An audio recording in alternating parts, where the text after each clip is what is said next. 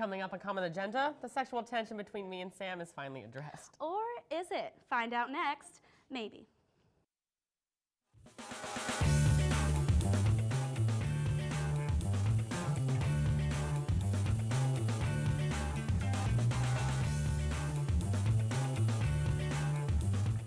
Welcome back, my friends, to the show that ends in 15 minutes. I'm your host, JD Knapp, and this is Common Agenda, the show that brings you the lowdown on everything Emerson. Or is it down low? Well, too late now. The point is, we've got a lot of really interesting stories coming up for you soon. Well, if you want to see the not-so-interesting stories, they'll be on the Common Agenda Holiday DVD box set, coming soon to a fake store near you. But enough of my rambling about nothing. Let's jump into the real stuff. For all those aspiring writers out there, Emerson alum Gary Grossman visited campus this past Tuesday to give a lecture to writing students on self-publishing. Emerson trustee, journalist, and author, Grossman has most recently been in the news for his writing of the crime thriller novels Executive Treason and Executive Command. During his lecture here at Emerson, Grossman stressed the importance of authors marketing their own works in today's competitive media market through creative means. So thanks, Gary, for giving hope to all of us struggling writers. And if you're a sports aficionado, you're going to be sorry you missed this. New England Patriots wide receiver and Twitter addict Julian Edelman was also on campus this past Thursday. Emerson students from a social media and marketing class launched a Twitter campaign tweeting at Edelman their desire for him to come in and talk about his perspective as an athlete with nearly 113,000 Twitter followers. Clad with bags of hamburgers, Edelman came in and answered questions for about an hour. His opening words to the students: "Burger time, anyone?" after his famous Twitter hashtag. So let this be a lesson to all of you Emersonians. Paying attention to sports can actually further your career. I wish I could just prove it to you with a funny joke about the World Series, but nothing's coming to mind. I guess you can't win them all. Hey, there you go. And moving right along, submissions for the College Television Awards are now open for all students. This is a national contest hosted by the Academy of Arts and Sciences, so it's somewhere between the Emmys and the Evvies. Since this is not strictly an Emerson contest by any means, students of any major can submit work. Here's looking at you, comm disorders majors. You probably have some dope short films that are just dying for national recognition. Submissions are due by January, and winners can receive cash prizes and industry recognition, as well as many, many bragging rights. And just in case you've been living under a rock far, far away from the Boston area, you may not know that the Red Sox are in the World Series. So just be careful out there, kids. This week, I've gotten more emails warning me about Red Sox fans than I've gotten from my mom. But I guess that just means she doesn't love me like she used to. But seriously, everyone should just be a little bit careful on game day out there in our beautiful Boston streets, and don't wear your Cardinals gear. Or your Yankee gear, just for good measure. Go Sox! And finally, an Emerson graduate student was in the news recently. Creative writing major Lauren Johnson just won an essay contest hosted by Glamour magazine. Johnson's piece details her struggle during her 4 years in the Air Force as she was deployed to Afghanistan and her subsequent return home. The essay largely focuses on Johnson's visit to a mental health clinic following her tour. Lauren will graduate from Emerson in December, so multiple congratulations are in order. And thank you, Lauren, for your service. Jamie Sanders' Tony Award-winning mother's birthday is this week. I have no idea how that's really relevant to what we're talking about, but anyway, here's Jamie with our Org of the Day.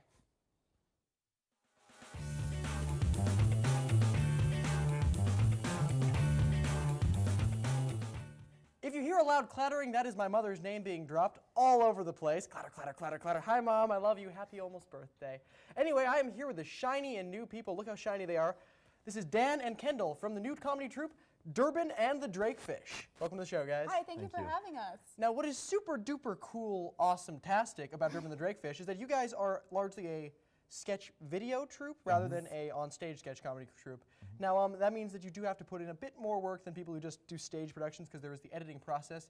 How much time do you think it takes to put out a single Derbyn the Drakefish video? Well, we have meetings every Tuesday where we plan, which is about 2 hours, and then we film, which is about 4 hours, and then editing is about another 4 hours. Yeah, probably around 8 hours of video. Yeah. That's a lot of work, and that's really inspiring to me, and I assume you. everybody else watching the show. Now, you just put out, I think it was your first video, the elevator improv thing. Where did that come from? I think originally it was your idea. I came up with the idea, but it was inspired by a lot of other different prank shows.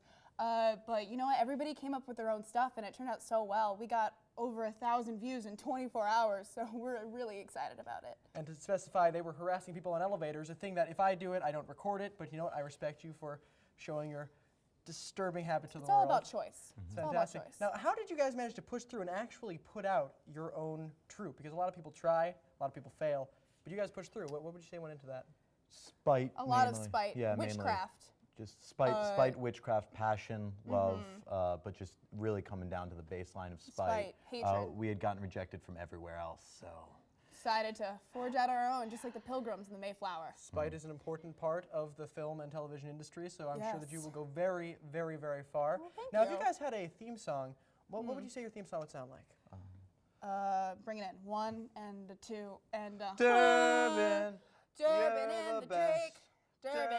Derbyn Durbin beats and the All right, the Drake. bring it down. I got Clarinet, that. Sorry, clarinet. okay, play it. Clarinet. Okay, now let's send it over to Claire Kerr, everyone's favorite host from the After Emerson segment. What's good, Claire? My homie. We mad cool. I love you. Derbyn and the Drakefish.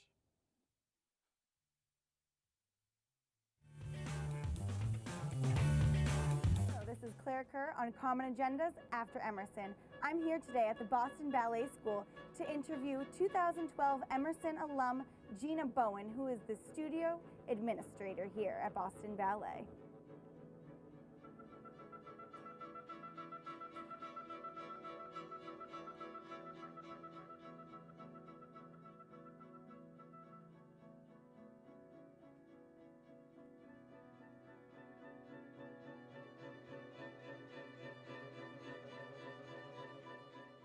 Hi, this is Claire, and I am here in Gina Bowen's office, here to ask her some questions. Let's get started. So Gina, thank you first of all so much for being with us here today. Oh, it's my pleasure. Could you start out by telling us about your role here at the Boston Ballet? Yeah, sure. So I started off as an intern, actually when I was a junior at Emerson College, and I was an arts administration intern for the Boston Ballet School. So after I had done that for a few semesters without pay, they asked me to stay and become a part-time administrator. So I did that for another year, which was great because I would come after class and stuff and, sit at the front desk and help the kids figure out where their classes are and help the parents do payment and things like that. And now my role as a full-time administrator, as a school administrator at Boston Ballet School, kind of combines elements from both. So I'm doing a lot of special projects, and I'm doing a lot of the regular administration parts as well. And one of the really cool things I get to do is that during the summer, I am a medical liaison for a summer dance program where students come from all around the world, some of them with a lot of injuries. So I make sure I talk to Boston Children's Hospital directly. I work with somebody over there, and we try to get those kids fixed so they can dance again. Could you tell us how you feel that your Emerson experience prepared you for your career?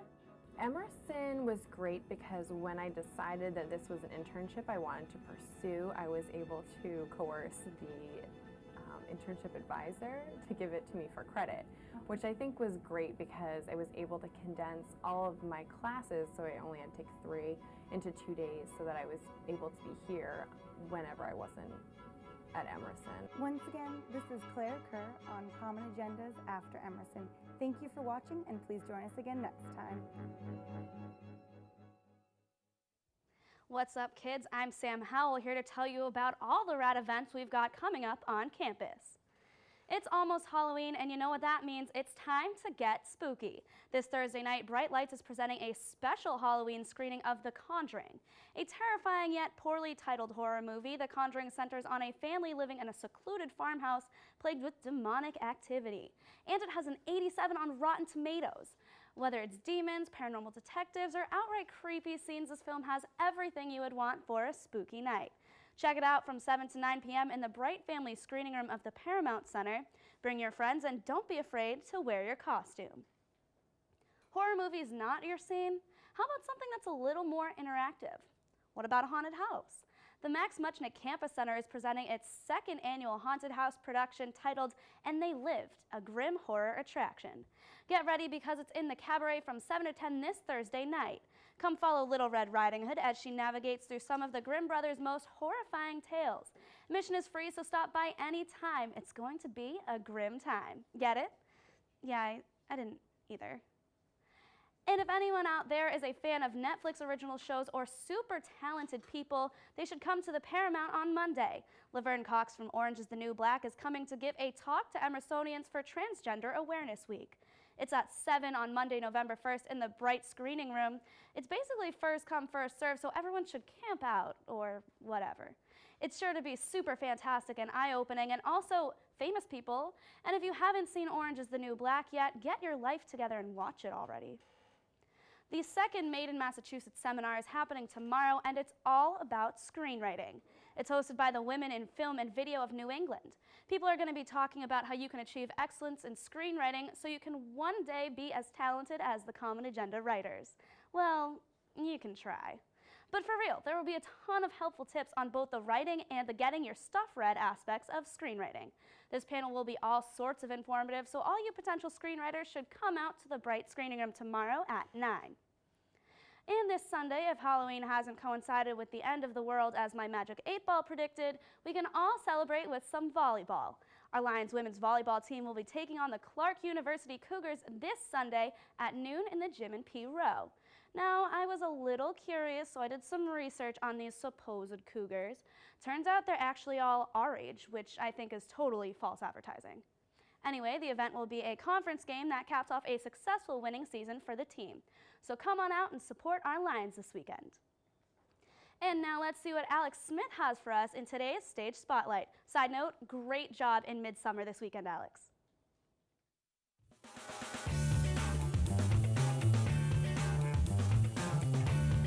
I'm Alex Smith, reporting for Common Agenda's Stage Spotlight, shining the light on one of Emerson's theater troupes, Kidding Around.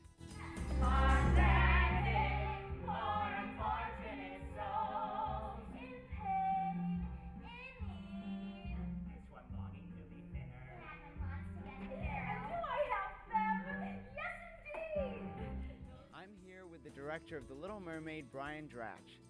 So Brian, tell us a little bit about Kidding Around and how Emerson students might be able to get involved. Sure. So Kidding Around is a student theater organization that does shows for young audiences, for children, and they do about 1 or 2 shows a semester. So we're doing the wonderful musical Little Mermaid that everyone knows, and the way we're doing it is actually we're taking a very small cast of 16 people, and we're doing it in like an ensemble style, so everyone's playing multiple characters, and also we're using puppets for all of the animal characters, for all the fish, and for the mermaid tails, and for Ursula's tentacles, so they're all puppets. So something that was really important to us when we were figuring out how we wanted to do this show was bringing in a theme other than just the show itself. So we knew we wanted to talk about the environment and about pollution and about water pollution and tie all of these environmentally friendly things together. So we came up with this idea to make all of the set and all of the puppets and all of the props out of trash and recycled materials as a way to share with kids fun ways to recycle things and fun ways to use these materials. I think my favorite part of directing, especially on this production of The Little Mermaid, is just I have an amazing cast and an amazing team, and getting to work with all of them and kind of be the person to tie it all together and lead the collaboration effort has just been amazing. We started rehearsals a week ago actually, and we're already doing a lot of dancing in studios like these and working on music, so they've been amazing. They've been so much fun.